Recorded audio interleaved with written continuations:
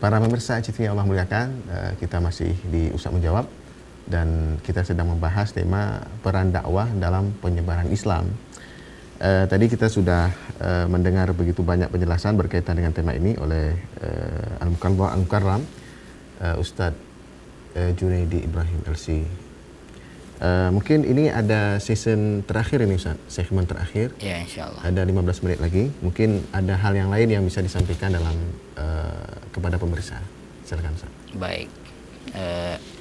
Kita tadi membicarakan tentang bagaimana para dai yang dikirim ke daerah-daerah. Betul. Dalam penyampaian syariat Islam. Iya. Salah satunya tadi kita menceritakan tentang dai yang dikirim ke Pulau Komodo. Iya, betul. Dai ini dikirim oleh Parmusi, oleh Dewan Dakwah, kan? Ini dikirim ke pelosok-pelosok. Jadi para dai ini ketika dikirim ke sebuah tempat, mereka bukan hanya ingin menyebarkan Islam, tapi pada sisi yang lain mereka ingin diperbaiki oleh Allah Subhanahu Wa Taala kondisi ibadatnya. Karena kondisi ibadat si dai itu sendiri. Dai gitu? ya. Oke. Kita ini kalau terjun ke masyarakat, berdakwah, kan?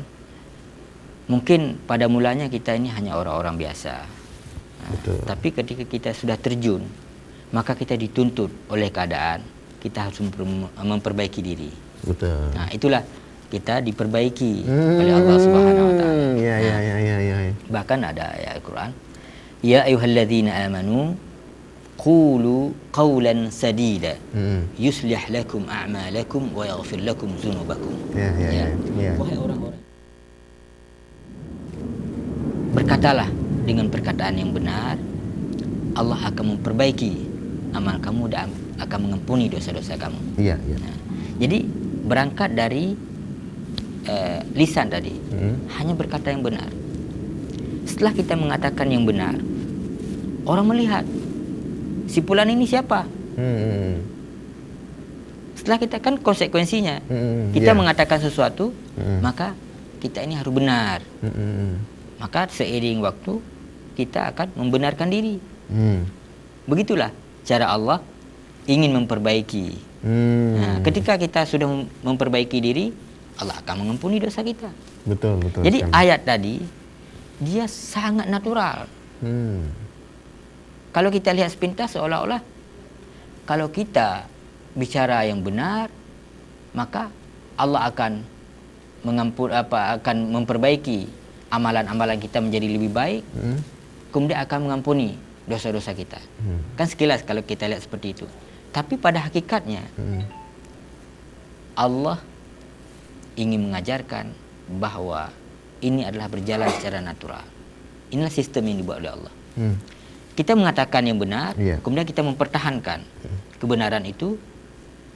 Pada suatu kondisi kita dituntut untuk memperbaiki diri, sebab dengan perkataan yang telah kita lemparkan ke masyarakat, dalam waktu yang sama setelah kita memperbaiki diri, maka Allah akan mengampuni dosa kita. Nah, inilah makna ayat, innallaha la yughayyiru ma biqaumin hatta yughayyiru ma bi anfusihim.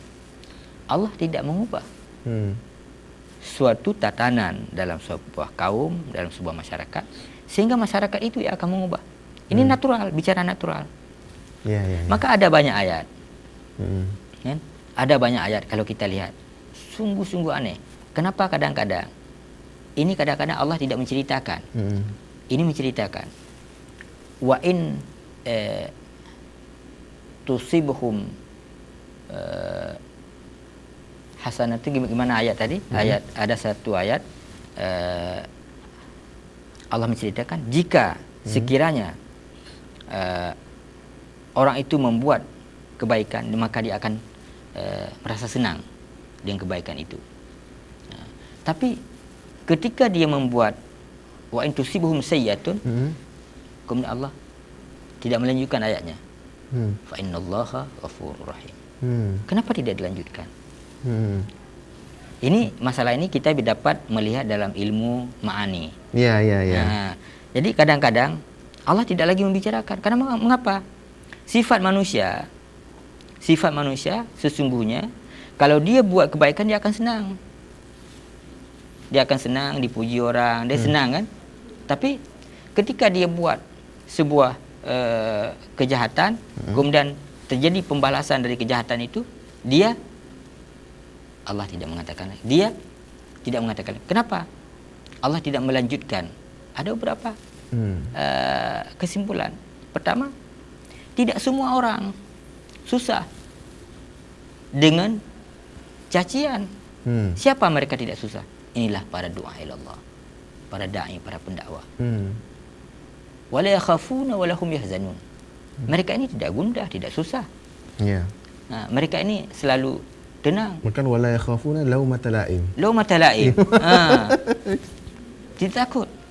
Maka Allah tidak mengatakan tadi bahwa semua manusia kalau dipuji senang, itu betul. Betul. Ya, ya. Tapi tidak semua manusia kalau dicaci itu susah. Siapa mereka? Inilah para da'i dan para pendakwah yang sebenar-benarnya. Ya, ya, ya. Oleh karena demikian, Islam ini dia akan terus tersebar dengan da'i dan orang-orang yang ikhlas. Betul. Jadi ada satu lagi cerita yang sangat menarik di sebuah tempat. Saya tidak ingin karena ini disebarkan secara luas. Kan? Ada sebuah tempat di Sumatera. Disebut kampung itu kampung perampok. Ini da'i kita yang menceritakan. Kampung perampok. Datang da'i kita ke situ, dia berdakwah. Ada orang bisik, Ustaz, nanti kalau salat, Ustaz jangan kaget, Pak Imam itu perampok. Ya. Jadi ini cerita real yang ada di sebuah kampung di Sumatera. Saya tidak menyebutkan kampung apa karena ini disiarkan secara luas. Kenapa? Karena di kampung itu merampok, mencuri itu biasa. Mereka mungkin tahu hanya sekedar itu tidak boleh, tapi tahu dengan detail bagaimana tidak boleh itu enggak ada. Ada sebuah pulau juga di Indonesia. Saya tidak ingin menyebutkan nama pulau ini. Ini cerita kawan-kawan kita yang bertugas di pelosok-pelosok. Kan? Zina itu biasa. Sehingga tidak ada pemuda dan pemudi yang kawin kecuali mereka sudah mendahulukan dengan zina. Ada. Dan ketika datang da'i kita mengatakan bagaimana ini Pak Kepala Kampung, kita harus menjabarkan ini semua. Pak Kepala Kampung, agak susah saya. Karena mengapa? Ini sudah biasa di situ. Maka kalau tidak datang para pendakwah menyebarkan bagaimana Islam yang sesungguhnya, kan? Kita khawatir bahwa generasi mendatang akan lahir generasi-generasi yang lemah. Betul. Sebagaimana ayat Al-Quran, kan? وَلْيَخْشَى الَّذِينَ لَوْ تَرَكُوا مِنْ خَلْفِهِمْ ذُرِّيَّةً ضِعَافًا خَافُوا عَلَيْهِمْ. Ciri-cirinya apa? Orang yang akan datang nanti kemudian di belakang kamu satu generasi yang lemah. Ciri-cirinya apa? Dhiya'us shalah. Ya, dhiya'us shalah itu. Menyanyiakan wattaba'us syahwat. Mengikuti hawa nafsu dan menyanyiakan salat. Betul. Tinggalnya salat adalah aspek pertama yang runtuh dalam seorang muslim. Iya. Maka oleh karena demikian kita harus senantiasa memperbaiki diri kita sendiri, mengajak anak dan istri bagaimana memahami masalah ini. Masalah ini adalah masalah antara kita dengan Allah. Jadi jika sejauh mana kita memahaminya dengan baik, maka sejauh itulah kita akan mendapatkannya balasan di hari akhirat. Betul. Maka oleh karena demikian saya mengajak para pemirsa agar para dakwah ini tidak dipandang sebelah mata. kita sangat mengapresiasi pemerintah yang sudah membentuk dai-dai di kampung-kampung, telah membentuk telah mengirim dai-dai ke perbatasan-perbatasan. Yang terakhir kemarin kita bekerjasama dengan Parmusi, kan? Melatih dai-dai di seluruh kota Banda Aceh dan Aceh Besar. Satu kampung itu ada 2 orang, satu kecamatan kalau nggak salah saya 5 orang, seluruh Aceh Besar dan seluruh Banda Aceh. Nanti dai-dai ini akan kita bimbing terus menerus, akan kita tempatkan di kecamatan masing-masing dan di tempat-tempat tertentu, dan rencana kita akan buat satu kampung percontohan yang baik, sehingga penjabaran Islam menjadi lebih bagus dan lebih mudah dipahami oleh masyarakat, sehingga nilai-nilai keislaman ini lebih meresap. Alhamdulillah kita pada saat ini menjadi daerah contohan untuk daerah-daerah yang lain. Banyak masyarakat dari Malaysia bahkan hampir tiap hari datang ke Aceh. Yang uniknya ada beberapa para turis dari Malaysia datang ke sini hanya ingin solat subuh. Solat subuh di Masjid Raya. Kenapa mereka ingin solat subuh di Masjid Raya? Karena mereka bangun dari hotel jam 4 pagi, mereka jalan kaki tidak takut.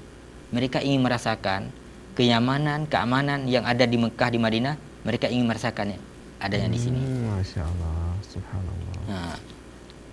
Maka oleh karena demikian kita harus mengembangkan terus syiaran Islam ini, harus terus bimbingan, menambah kafaah para dai, sehingga para dai ini terus semakin hari semakin banyak menebar ke seluruh pelosok. Dan perlu kita ingat, dai dan dakwah ini akan berhasil hanya satu kata, ikhlas karena Allah. Ikhlas karena Allah. Tapi kalau dai dan dakwah ini karena fulus, ini tidak akan bertahan lama. Tidak akan bertahan lama. Baik. Mungkin itu yang dapat kita sampaikan. Baik. Semoga Allah Subhanahu Wa Taala memberikan kita rahmat. Amin. Senantiasa dalam kebaikan. Amin. Semoga kita dapat memperbaiki diri kita terus menerus, menjadi orang-orang yang bertakwa kepada Allah, mengharapkan ridha-Nya, dan menjadi penghuni syurga Jannatul Naim. Amin. Baik, para pemirsa TV yang Allah muliakan, demikian tadi perbincangan kita dengan tema peran dakwah dalam penyebaran Islam. Mudah-mudahan semua kita dapat mengambil banyak hikmah dari tema ini. Baik, sekali lagi saya ucapkan terima kasih kepada Ustadz Junaidi Ibrahim LC, dan juga kepada para pemirsa TV dimanapun Anda berada. Kita tutup dengan doa kafaratul majelis. Subhanakallahumma bihamdika asyhadu an la ilaha illa anta astaghfiruka wa atubu ilaik. Assalamualaikum warahmatullahi wabarakatuh.